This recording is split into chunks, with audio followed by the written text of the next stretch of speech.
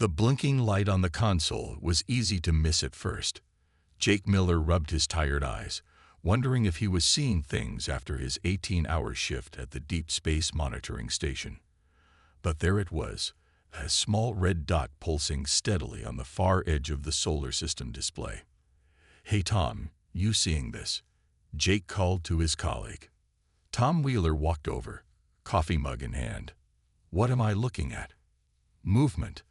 Lots of it, just beyond Pluto's orbit." Tom squinted at the screen. Could be a glitch. Run the secondary systems. But it wasn't a glitch. Within 24 hours, every astronomical facility on Earth was tracking the phenomenon. A massive fleet of objects, moving with purpose and precision, was approaching our solar system. 3 days later, they made contact. The message came simultaneously to every major broadcasting station on Earth. Screens around the world flickered and showed the same image. A tall, slender being with iridescent skin that seemed to shift colors with each movement. Its eyes were large and completely black, lacking visible pupils. "People of Earth," the being spoke in perfect English. "I am Admiral Dren of the Galactic Hegemony. We have been observing your world for some time. Your civilization has reached a point where it must join the greater galactic community under our guidance. Resistance is not recommended." Global panic erupted immediately. Stock markets crashed. Religious groups proclaimed the end times. Military forces worldwide went to their highest alert status. In an emergency United Nations session, world leaders gathered to assess the situation. The room was tense as General Laura Hayes, head of Earth's newly formed Unified Defense Command, gave her report. The alien fleet consists of approximately 300 vessels of various sizes. Their technology appears to be at least several centuries beyond our own. Conservative estimates suggest they could neutralize our entire military infrastructure within hours. President Marcus Bell of the North American Alliance leaned forward. "What are our options?" "Diplomatically, we could accept their terms and hope for favorable treatment," suggested Dr. Alex Rivera, the leading xenobiologist. "Or we fight and almost certainly lose." "There must be another way," said Director Mai Lin of the Global Science Initiative. "We need more information about these aliens before we make any decisions." The debate was interrupted when Admiral Dren requested a meeting with Earth's representatives. 3 vessels detached from the main fleet and entered Earth's atmosphere, landing outside Geneva with precision that demonstrated their technological superiority. The meeting took place in a hastily constructed neutral facility. 12 human delegates sat across from 3 aliens, Admiral Dren and 2 subordinates. Their bodies moved with an unnerving fluidity, as though their bones were flexible. "The terms of your integration are simple," Admiral Dren explained. "Your planet will fall under hegemony protection. You will provide resources according to an established quota. Your people will have limited travel rights within hegemony space. In exchange, you receive technological advancements and security." "And if we decline?" asked President Bell. Admiral Dren's skin rippled in what might have been amusement. "That would be unwise. Those who resist are made examples of. We give you 7 Earth days to prepare your people for the transition." After the meeting, Earth's leaders gathered in a secure bunker beneath the Swiss Alps. "They're not here to make allies," General Hayes said grimly. "They want slaves and resources." In a secret facility deep beneath the Montana mountains, a team of Earth's brightest minds was already working around the clock. Dr. James Cooper, a brilliant physicist, had noticed something curious about the alien vessels. "Their shields flicker at a specific frequency," he told his team, "and their communication systems are broadcasting on wavelengths we can detect. They don't consider us a threat, and that might be their biggest mistake." While the world's attention focused on the diplomats, this small team made a discovery that would change everything. Humans, it seemed, had one advantage the aliens never expected. Dr. Emma Reed stared at the blood sample under her microscope. She'd been working nonstop since the aliens arrived, analyzing the small tissue sample they'd obtained from a piece of debris that had fallen from one of the hegemony ships. "This can't be right," she muttered. adjusting the magnification. "Dave, can you check my work?" David Wright, her research partner, looked up from his computer. "What did you find?" "Their cellular structure. It's incredibly uniform. Almost too perfect." She moved aside to let him see. "No redundancies, no waste. Every cell has a specific purpose." Dave peered through the microscope and whistled. "Beautiful engineering. But that's not evolution. These beings were designed." In the adjacent lab, Major Brian Foster was running simulations based on the aliens' movement patterns observed during the diplomatic meetings.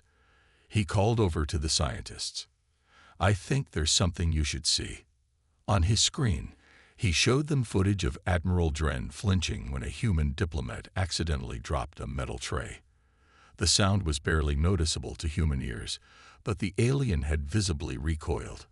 "They're sensitive to sound frequencies we barely register," Major Foster explained. "And look at this." He switched to thermal imaging. "Their body temperature drops significantly in our atmosphere. Earth is hot for them." Dr. Reed's eyes widened with sudden understanding. "It's not just their bodies. It's everything about them. They evolved in a completely different environment." She pulled up her research notes. "Lower gravity, likely less radiation, minimal temperature variation. While we," Dave added excitedly, "evolved on a planet with extreme conditions, radiation from our sun, dramatic temperature changes, high gravity compared to much of the galaxy, bacterial threats everywhere." Major Foster nodded slowly. "You're saying we're the tough ones?" "We might be the space cockroaches of the galaxy," Dr. Reed said with a small smile. "Hard to kill, adaptable to almost anything." Meanwhile, in a secure communications center beneath the Pentagon, intelligence analyst Mark Wilson made another breakthrough. He'd been monitoring the aliens' transmissions and found a pattern. "Their encryption is advanced," he told General Hayes during an emergency briefing. "But it's consistent. They never change their codes. They've never needed to because no one has ever broken them before." "Can you break them?" the general asked. Mark nodded. "Already have. Their entire fleet communicates on the same system.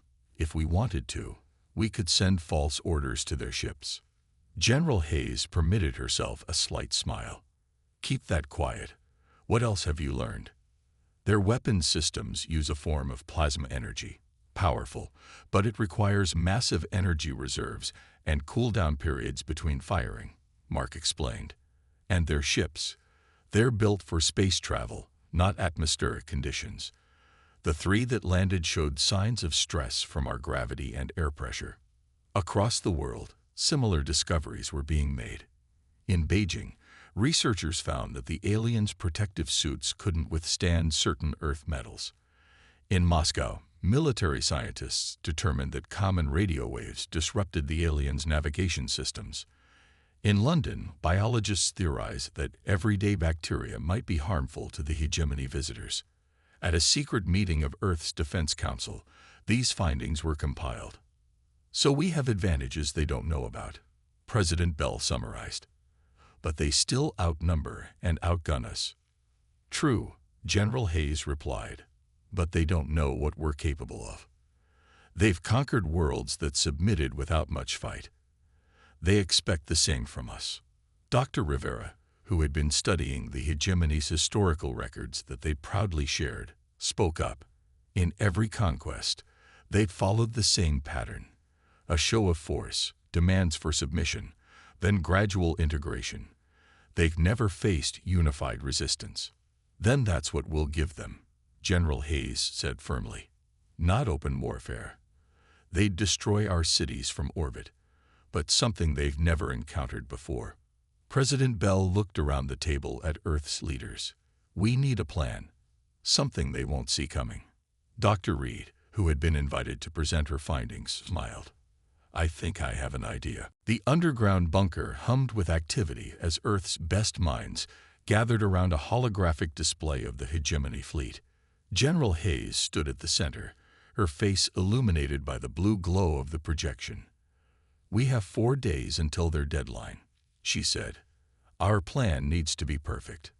Robert Jackson, former Navy SEAL and now head of the newly formed infiltration unit, pointed to the largest ship in the alien formation.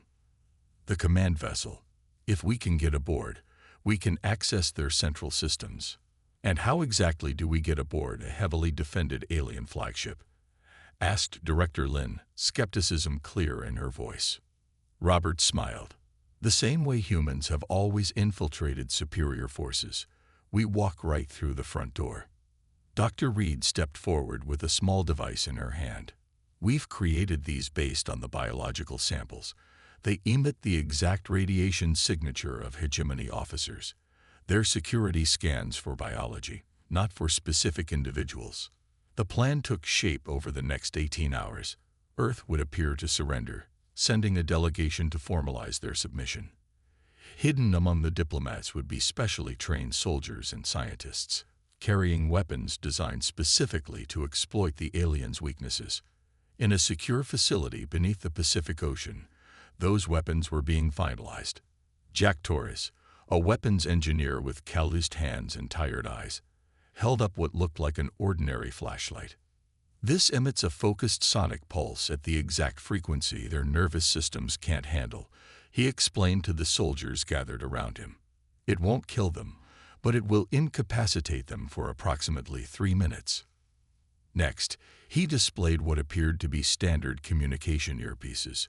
These will protect you from their sonic weapons. They use sound as both defense and offense. Across the room, Lisa Chen was demonstrating another device. Their ship systems operate on quantum entanglement principles. This disruptor will create a localized field that temporarily breaks those connections. In simple terms, it turns their tech off. For how long? Asked one of the soldiers. 30 seconds at most. Make them count. While the weapons teams worked, another group focused on communication. The hegemony systems had been thoroughly analyzed, and Earth now had the capability to not only understand their communications, but to mimic them. We can send false retreat orders once we're inside, explained Mark Wilson, General Hayes, but we'll need to access their command console. The general nodded. That's where Team Alpha comes in. Team Alpha consisted of 12 individuals, each chosen for specific skills. They included computer experts, linguists, former Special Forces operators, and scientists familiar with the alien biology. They would be Earth's main infiltration force. Meanwhile, as a distraction, Earth would present a formal surrender ceremony that would attract the attention of the hegemony leadership. President Bell would personally lead this delegation, aware of the enormous risk but insistent on showing leadership in humanity's darkest hour. The moment we're aboard, Robert explained to Team Alpha, we split into 3 groups.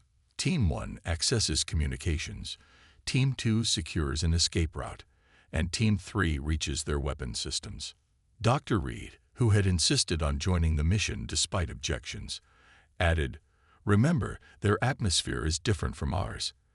These breathing filters will help, but you'll still feel lightheaded. Their gravity is also about 80% of Earth's. You'll feel stronger, faster, but your coordination might be off. On the eve of the deadline, Earth's leaders gathered for a final review of the plan. This is our one shot, General Hayes said solemnly. If we fail, Earth falls. President Bell looked around the room at the determined faces. We won't fail. Humanity has faced extinction-level threats throughout our history. Asteroids, plagues, climate shifts, and we've survived. We've evolved to overcome challenges. This is just one more. Robert checked his watch. The hegemony expects our answer in 12 hours. Team Alpha moves into position in 6. And if we succeed? Asked Director Lin. General Hayes' expression was grim but resolute. Then we deliver our message. One warning. Their one and only chance to leave our world alone. As dawn broke over a worried world, 12 ordinary humans prepared to determine the fate of their entire species. The hegemony flagship loomed above the Geneva landing zone, its massive hull blocking out the morning sun. President Bell stood tall at the head of the Earth delegation. dressed in formal diplomatic attire. Behind him, 20 carefully selected representatives formed a solemn procession. Hidden among them were the members of Team Alpha, their weapons and devices concealed within seemingly innocuous diplomatic gifts and ceremonial items. Admiral Dren waited at the base of a shimmering energy ramp that led up to the vessel. His skin shifted through patterns of blue and green, which Earth's scientists had identified as indicating satisfaction. "President Bell," the alien said, his voice translator creating perfect English, "I am pleased you have chosen the path of wisdom. The hegemony welcomes Earth into its embrace." Bell nodded respectfully. "We recognize the advantages of joining your community." The Admiral's skin rippled. "Indeed. Please, follow me to the ceremonial chamber where we will formalize Earth's submission." As they ascended the ramp, Robert caught Dr. Reed's eye and gave an almost imperceptible nod. The plan was in motion. The interior of the ship was vast, with curving corridors that seemed designed for beings both larger and smaller than humans. The lighting had a bluish tint that made human skin look pallid. 2 hegemony guards flanked each human delegate, their weapons held casually but ready. They were led into a massive circular room. Dozens of alien officials watched from elevated platforms around the perimeter. What caught the humans' attention, however, was the massive holographic display dominating the center, a perfect replica of Earth, rotating slowly. Admiral Dren gestured toward it proudly. "We have already begun planning the resource extraction points. Your oceans contain minerals rare in our part of the galaxy."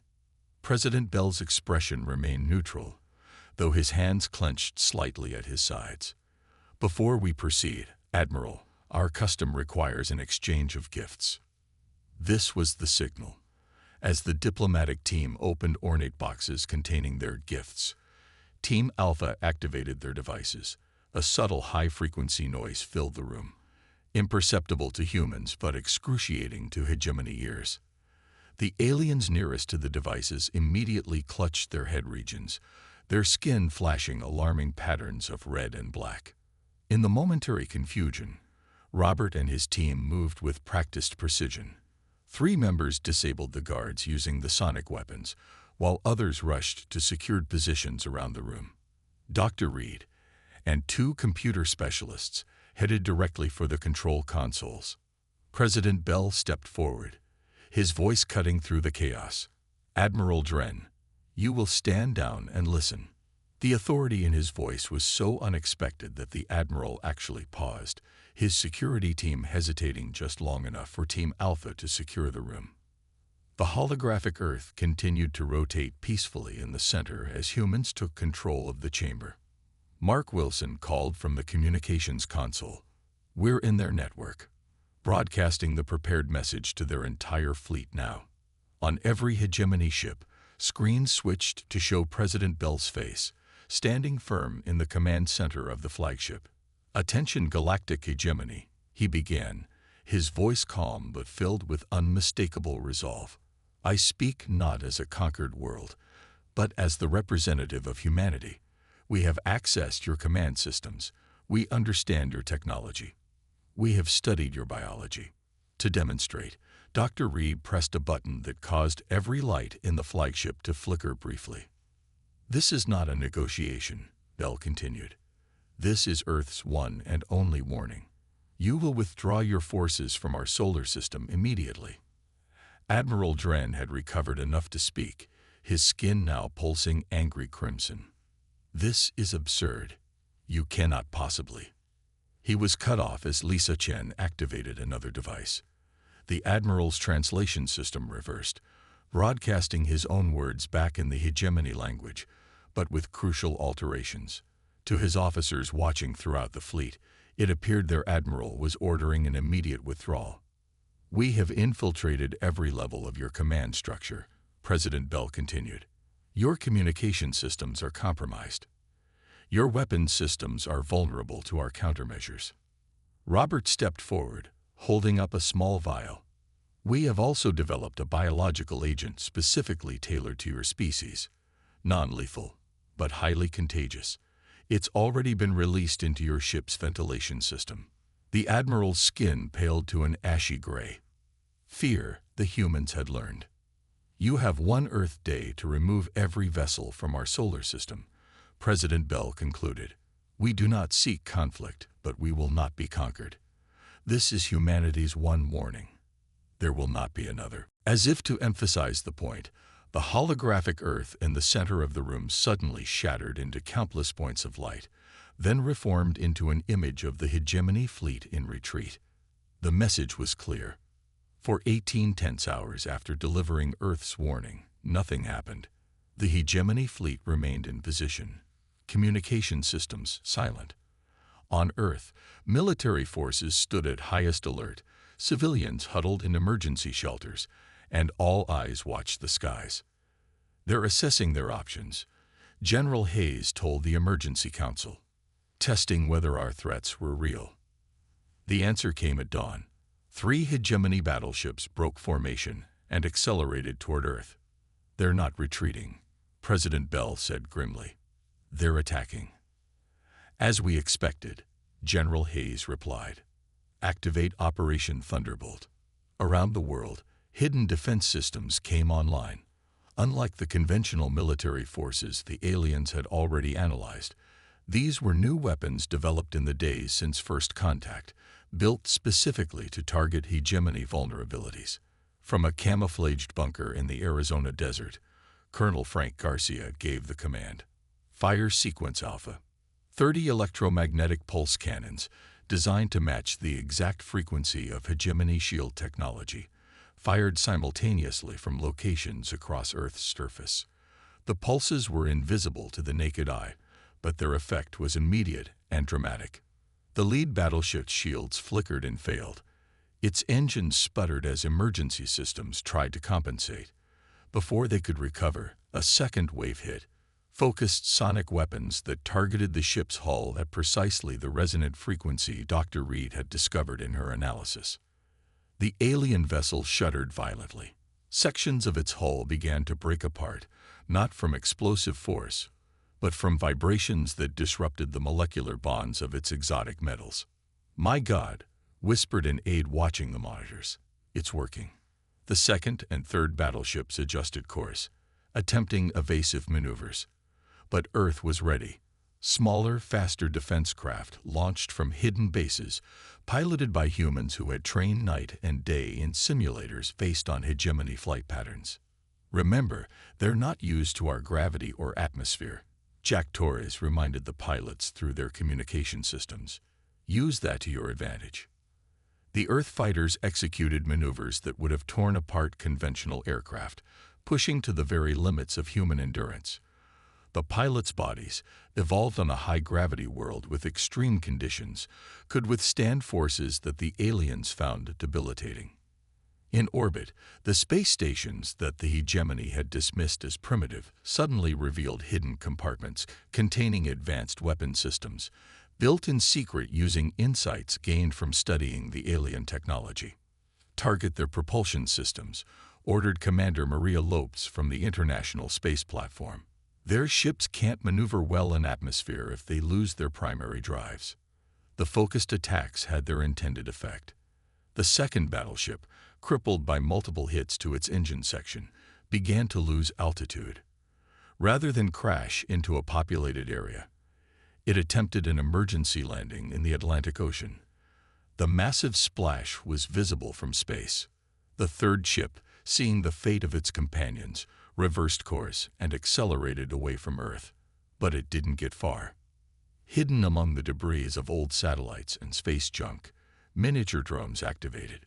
They attached themselves to the fleeing vessel's hull and began drilling through, injecting the biological agent Robert had mentioned, a harmless but fast-acting compound that would temporarily incapacitate the crew. Within minutes, the third battleship drifted aimlessly in space, its crew unconscious. In the hegemony flagship, Admiral Dren watched in stunned disbelief. His skin had turned an ashen white, a sign of extreme distress. Impossible, he whispered. They are primitive. They cannot. Your assessment was flawed, President Bell interrupted, still standing firm in the command center where the hegemony leaders had been contained. Humanity evolved on a world that would kill most species in your empire. Our bodies withstand radiation levels that would destroy your cellular structure. Our immune systems fight off millions of pathogens daily. We survive in temperature ranges that would freeze or boil your bodily fluids. Dr. Reed stepped forward. Your empire expanded through worlds with similar conditions to your own. You never encountered a species like us, born on a death world, surviving against all odds. For the first time in the hegemony's 10,000-year history, they faced an opponent who didn't fear them, one who had assessed their weaknesses and exploited them perfectly. The rest of your fleet has a choice, President Bell said calmly, as reports of the battle's outcome reached the command center. Retreat now or face the consequences. On the main display, the remaining hegemony vessels began to move, away from Earth. News traveled fast, even across the vast emptiness of space. The hegemony had built an empire spanning thousands of worlds over millennia, crushing all resistance with overwhelming force. Until now. On the planet Tellerix, a world conquered 3 centuries ago, the native 4-armed beings gathered in underground caverns to share forbidden whispers. "Is it true?" asked Elder Morik, his voice barely audible. Someone defeated a hegemony battle fleet. The messenger, exhausted from avoiding patrols, nodded. "A world called Earth, a species called humans. They captured Admiral Dren himself." Similar conversations echoed across 100 subjugated worlds. Hope, long extinguished, flickered to life again. In the hegemony's central governing complex on their homeworld, panic spread through the ruling council. Supreme Leader Voss slammed his appendage against the conference table. "How is this possible? One primitive planet defeats our most advanced ships." The military advisor's skin pulsed nervous patterns. "The humans. They are different, physically resilient beyond our experience. And clever. They studied us before we realized they were a threat." "Dispatch the 3rd Fleet immediately," ordered Voss. "Destroy this Earth completely." A communication officer interrupted, her movements showing clear distress. "Supreme Leader, we're receiving reports of uprisings on 12 outer worlds. The Krelix mining colony has overthrown their overseers. The Sontaran production facilities have stopped all shipments." Voss stared in disbelief. "Because of one planet's resistance. The humans are broadcasting their victory throughout our communication networks. We cannot stop the signal." Back on Earth, the captured hegemony flagship had yielded treasures beyond imagination. Not just advanced technology, but something far more valuable. The hegemony's star charts, communication protocols, and database of conquered worlds. In a newly established command center beneath Mount Fuji, Dr. Reed and her team worked tirelessly to decode the information. "Look at this," she said, pointing to a holographic display. "These worlds marked in blue. They were all conquered within the last 500 years. Their populations would still remember freedom." Robert studied the chart, and they're all positioned along major hegemony supply routes. If they rebelled, the empire would fragment, finished General Hayes. "We need to contact these worlds immediately." President Bell, who had become the face of humanity's resistance, addressed the United Nations about their next steps. "We did not seek this conflict," he said solemnly. "But having been thrust into a galactic community through attempted conquest, we cannot turn our backs on others suffering under hegemony rule." The vote was unanimous. Earth would reach out to other subjugated worlds. The first contact came from the Novan Republic, a confederation of 3 star systems that had maintained a precarious independence through careful diplomacy with the hegemony. Their ambassador, a tall being with crystalline features, arrived in a small, unassuming vessel. "My government sends its respect," the ambassador said, bowing deeply to President Bell. "For centuries, we have balanced on the edge of submission. Your resistance has given us courage." Similar messages arrived from other free worlds on the Empire's edges. Small, Previously insignificant species who had avoided hegemony attention now sought alliance with the humans who had done the impossible. Meanwhile, Admiral Dren, still held in comfortable but secure containment, watched with growing amazement as his empire began to crumble. "You don't understand what you've started," he told Dr. Reed during one of their regular interviews. "The hegemony has ruled for 10,000 years. Perhaps it's time for something new," she replied. On the former mining world of Krell, the enslaved population overthrew their overseers in a single night. Their leader, standing amid the wreckage of hegemony control towers, addressed his people. "The humans have shown us the truth," he declared.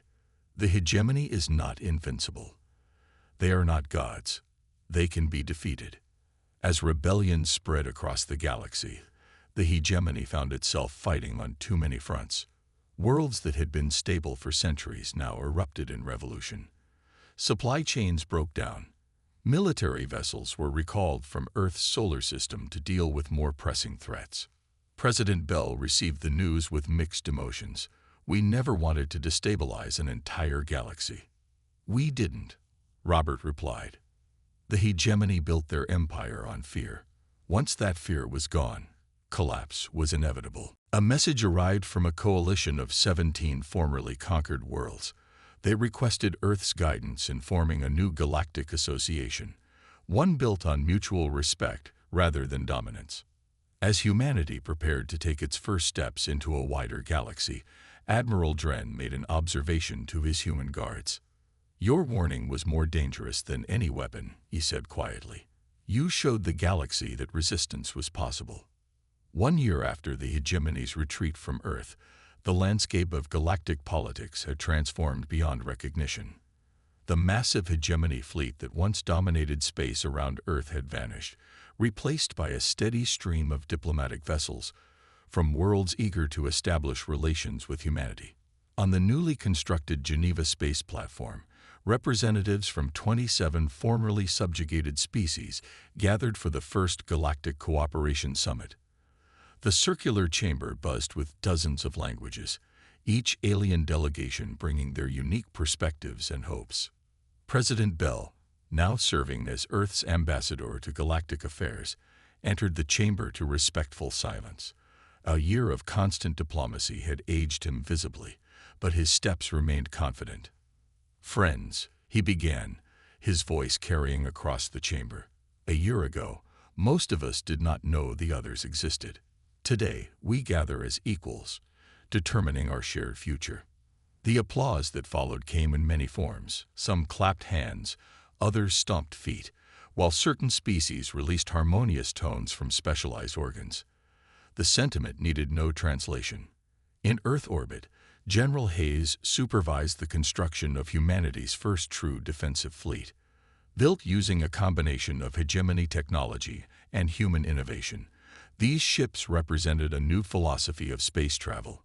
The hegemony built ships designed to intimidate, she explained to a group of cadets from the newly formed Space Academy. "We're building ships that can protect, explore, and when necessary, fight, but never to conquer." The young men and women before her would become the first generation of humans to routinely travel beyond their solar system. They had been selected not just for their physical abilities or intelligence, but for their diplomatic skills and ethical reasoning. Meanwhile, Dr. Reed had established the Xenobiology Institute in what was once the hegemony flagship, now permanently grounded outside Sydney. Here, scientists from Earth worked alongside researchers from 24 alien species, sharing knowledge that had previously been hoarded by the hegemony. Their greatest weapon wasn't their technology, she told a visiting journalist. It was keeping worlds isolated from each other, preventing the sharing of knowledge. In a small, sunlit room of the Institute, Admiral Dren sat with Robert Jackson. The Admiral's status had gradually shifted from prisoner to consultant to something approaching a reluctant ally. "The Supreme Council has been overthrown," Dren said, his skin showing complex patterns that the humans had learned indicated contemplation. "The homeworld is establishing a representative government, after 10,000 years of imperial rule." Robert nodded. Change was overdue. "The speed of it is," Unsettling, Dren admitted, but perhaps necessary. The hegemony forgot something important during our expansion. What's that? That diversity brings strength. We engineered our species for uniformity, for perfect adaptation to our environment. But you humans, his skin flickered with what they now recognized as admiration. You contain multitudes. You argue. You compete. You challenge each other. It makes you adaptable in ways we never considered. Beyond the political realignment, cultural exchange flourished. Earth music became wildly popular on worlds where sound was the primary art form. In return, humans marveled at alien architecture that defied conventional physics and literature that explored concepts beyond human imagination. Trade routes opened between formerly isolated systems. Technologies long suppressed by the hegemony for control purposes were freely shared. Medical advances from one world helped cure diseases on another. Not all was peaceful. Remnants of the hegemony military occasionally raided border worlds. Disagreements between newly freed planets sometimes threatened to escalate into conflict. Earth often found itself serving as mediator, drawing on humanity's long, painful history of resolving its own conflicts. On the anniversary of First Contact, a monument was unveiled in the center of New York City. It depicted not conquest or battle, but a simple handshake between human and alien forms. The inscription read in multiple languages. One morning was enough. President Bell stood before the gathered crowd, his eyes reflecting both pride and humility. We came close to becoming just another conquered world, he said. Instead, we found our place in a community of worlds, not through dominance, but through respect. Not through fear, but through understanding. As the sun set on the ceremony, ships from a dozen worlds illuminated Earth's sky with lights of different colors, a galactic salute to the planet that had changed everything with a single warning. From the ruins of empire, a new future had emerged, one where Earth was not just another world, but a symbol of what determination and courage could accomplish against overwhelming odds. Admiral Dren, watching the display from the Institute's observation deck, summed it up best. The hegemony sought to add one more world to its collection, he said quietly. Instead, it awakened a force that reshaped the galaxy.